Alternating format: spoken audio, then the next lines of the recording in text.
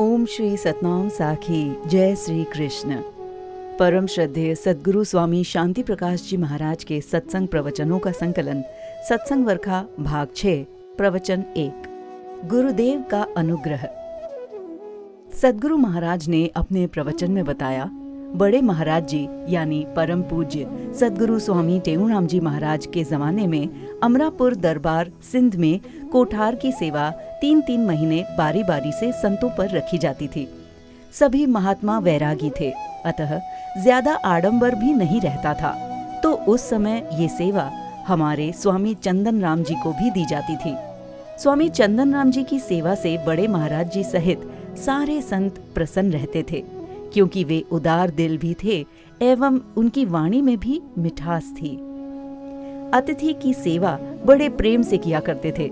कुल मिलाकर वे कोठार की सेवा ऐसे सुचारू रूप से चलाते थे कि कोई भी हो स्वामी चंदन राम जी की सेवा से नाराज नहीं रहता था। स्वामी चंदन राम जी की ऐसी सेवा से बड़े महाराज जी बड़े प्रसन्न रहते थे।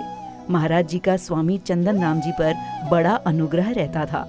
जिसे गुरु का अनुग्रह प्राप्त हो गया, फिर उसे किसी लौकिक पदार्थ की कामना नहीं रहती।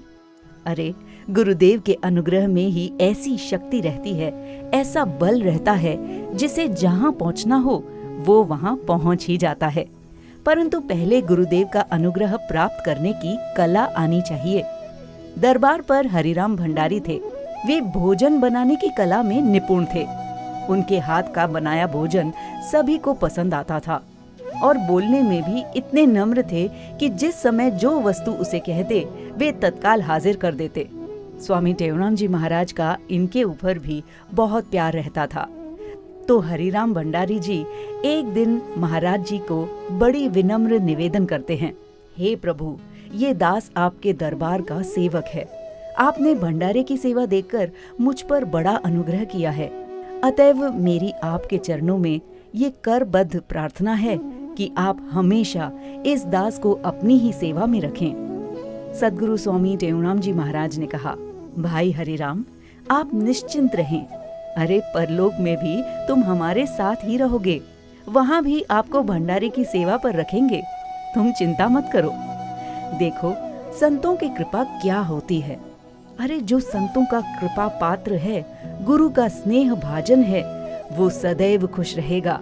उसके जीवन में चाहे अनुकूलता रहे चाहे प्रतिकूलता रहे, परंतु जब उसे संत का संग प्राप्त हो जाता है, गुरु का आशीर्वाद मिल जाता है, भगवान नाम मिल जाता है, वो तो ऐसा समझता है कि जैसे आज मुझे बड़ी संपदा मिल गई है।